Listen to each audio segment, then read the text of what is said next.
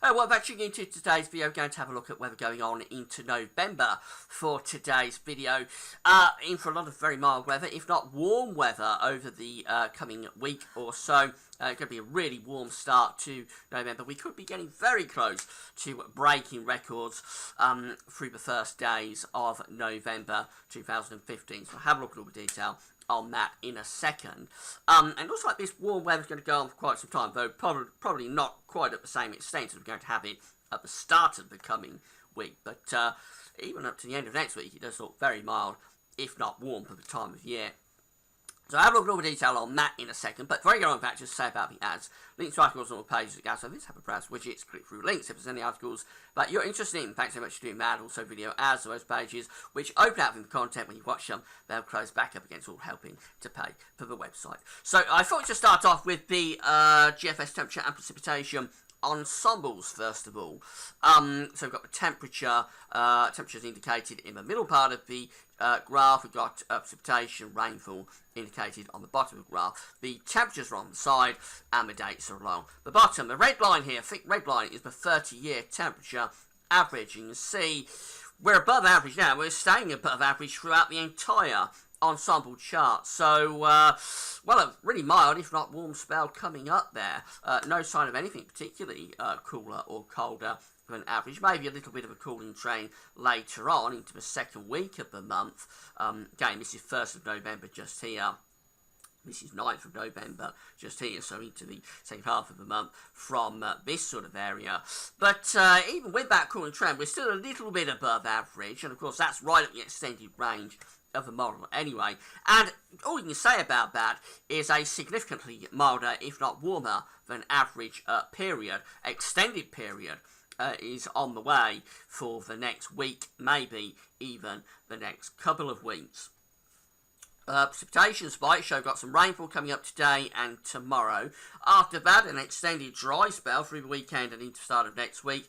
And after that, later on next week, we do bring a few precipitation spikes back, but not a great deal, really, but just some showery bands probably coming through during the second half of next week, but certainly not a wet spell. And even where we've got these precipitation spikes through the second half, through the second week of November, or the second half of next week, there's generally no sign of anything particularly wet coming up. That is a drier scenario than you would expect at this time of year. It's typically quite a wet time of the year. So all you can say really is basically very mild, if not warm, and pretty dry weather on the way for the start of November.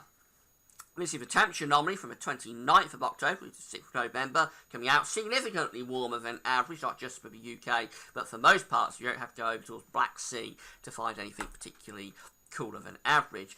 Here's the GFS. This is what it's showing for Monday. High pressure really dominant there across most parts of Europe, centred to the east, with low pressure in the Atlantic. The squeeze between the two brings a light southerly flow out of the continent. If you follow the isobars back, the air is originated somewhere in the Mediterranean, possibly even North Africa. So obviously it's going to be a very mild air mass that's wafting up across most parts of Europe through the start of next week. And we keep that situation going through most of next week, really. Low pressure will try to come in off the Atlantic, try to bring a few weather fronts with it, and that just explains those sort of small precipitation spikes that we have appearing on the ensemble through the second half of next week. But still, even then, high pressure is mostly in control, centred across central and eastern parts of Europe, pulling the air up from the south. So a lot of mainly dry weather coming up, just a few showery bands, especially in the north and the west. We go through to the second half of next week, and no real change on this pattern. High pressure continues to stick like glue across the vast majority of Central Europe. These areas of low pressure trying to come in off the Atlantic, just brushing into Scotland and Northern Ireland, bringing a few bands of rain and some quite windy weather there, perhaps on Friday, the 6th of November. But overall, it's still the high pressure that is warding off the Atlantic attack. We end up on day 10, which is Sunday the 8th of November, still in broadly the same setup with high pressure across central eastern parts of Europe, low pressure in the Atlantic. These southerly winds bringing mild air up from the south. ECMWF is very similar. High pressure again in control across the vast majority of Europe. The air is coming up from the south, delivering that warmth across virtually the whole of Europe. We get through to Tuesday, very little change in the synoptic setup, very little change. Wednesday again, weather fronts will try to come in, indicated by the elongations here within the isobar. So a few showery bands, always most likely in the north and west, but overall it's a high pressure that's keeping the low pressure from the Atlantic at bay. The actual centre of the low pressure is a very long way from us in the central part of the Atlantic Ocean.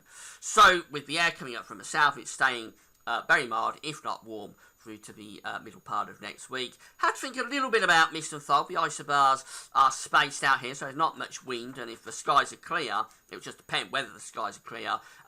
We could get some mist and fog night and morning. If that fog was to linger on through the day, obviously that will limit the temperature potential. It just depends whether it's a clear high or a cloudy high. You never quite know, especially at this time. If it's a cloudy high, we won't get fog. We'll just get a lot of low cloud and grey sort of days. As we move through to the second half next week, a little bit of a change as this area of low pressure starts to try and come in off the Atlantic. Just tightens the isobars a bit and possibly brings some showery rain into west in particular. And as we go through to day 10, which is Sunday the 8th of November, again, a bit of a trough moving down across the country. Will be weak, I think, once it gets into the south and southeast, but it's trying to bring more unsettled conditions in off the Atlantic. Although even then, you see, the idea is still generally the same, with a lot of high pressure across many central northern parts of Europe, and the Azores high is having another go at building in behind this trough, actually. So once this trough drops down, we'll probably just build high pressure back through the country. And even by day 10, the upper air temperatures are really quite warm across England and Wales in particular. It's trying to turn cooler from the north and west, but still pretty warm upper air temperatures down in the south. These are how the surface temperatures are looking over the coming week. This is from a GFS model. So Saturday quite widely up to 16, 17 degrees. A very mild final day to October. It is very mild, but it will be a bit cooler actually than Halloween last year, which broke records, got up to around 23 degrees I think, down across parts of the country, particularly in the south. So we'll be cooler than that, but still another very mild Halloween coming in on Saturday. And by the way, I'll be doing a new update on the events page, looking in detail at both Bonfire Night and Halloween this evening. So if you're interested in the weather, particularly for Bonfire Night, come back to the events page this evening. As we go through to Sunday, this is probably the peak of the temperatures actually on Sunday, the 1st of November, and England and Wales being indicated to be widely up to 16, 17 or 18 degrees. There is 19 Celsius appearing there on the south coast. That's 66 Fahrenheit. It's around 2 degrees below the all-time November record. I'll show you the all-time November record in a moment. You may be surprised the year that occurred, but it's not that far from the all-time November maximum temperature on Sunday the 1st. Now moving into Monday, it's still very mild, if not warm, just ever so slightly cooler, but still temperatures widely into the mid to upper teens Celsius, and that just goes on through next week really. Always cooler for Scotland and Northern Ireland, of course, but England and Wales, again, even by Wednesday, seeing temperatures widely of 16 or 17 degrees. The second half of next week does see a little bit of a cooling trend. We drop down in sort of the low to mid-teens as opposed to the mid to upper teens Celsius. So by Friday, we're nearer to sort of 13, 14 as opposed to 17 or 18. Even so, 13 or 14 Celsius is still above average for the 6th of November, but not quite the ridiculous sort of warmth that the model is indicating for Sunday through to Tuesday or Wednesday. Now, I thought I'd show you the all-time November temperature record, and this is it. This is from Trevor Harley's website. So the highest maximum is 21.7 degrees in Prestatyn on the 4th of November 1946.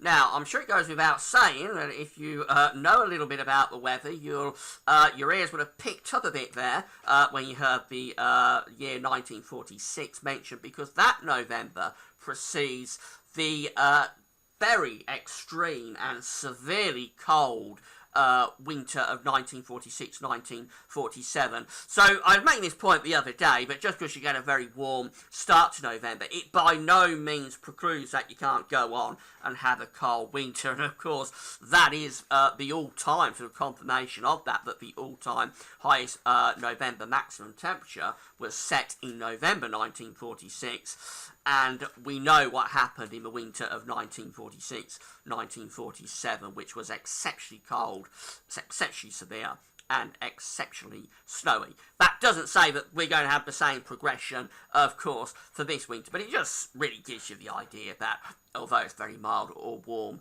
now, it doesn't really mean a great deal in terms of what happens for the winter. By the way, the highest, the warmest November on record is in 1994 at 10.1 Celsius. That's the Central England temperature.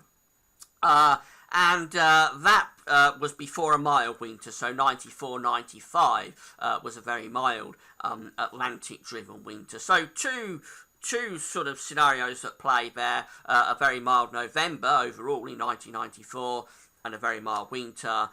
Alternatively, we get the all-time November maximum temperature record set in 1946, and we have a very cold winter after that. So it just goes to show you really that what's going on at this time of year doesn't really have a great deal of bearing on the subsequent winter. Just thought I'd have a look at the CFS V2 before I go for the coming month. These are the 500 millibar heights broken down into each period. We've got the 29th to the 4th of November here, and obviously you're going to have high pressure in control sitting to the east with the air doing something like that. So it's going to be a mild and mainly dry period, as we've already seen. The CFS wants to carry that on through to the 5th to the 11th. Again, lots of high pressure sitting to the east, low pressure in the Atlantic. The flow again coming from a south or southeasterly direction. It'll be another mild week. If that comes off, the next week, 12th to the 18th, still showing high pressure dominating to the east of the country. This trough is getting a little bit closer from the Atlantic, trying to break it down, perhaps a bit more in the west, but overall still high pressure in control. So a very dry and a very mild first half to November coming up, if that's right. And then a change as we go through to the 19th to the 25th. This is a long way off, of course, week 4, but it does show then that high pressure starts to move further north. It starts to go up to northern Scandinavia, possibly towards Greenland. And as that happens, this trough of low pressure starts to cut in from the south, or undercut from the south.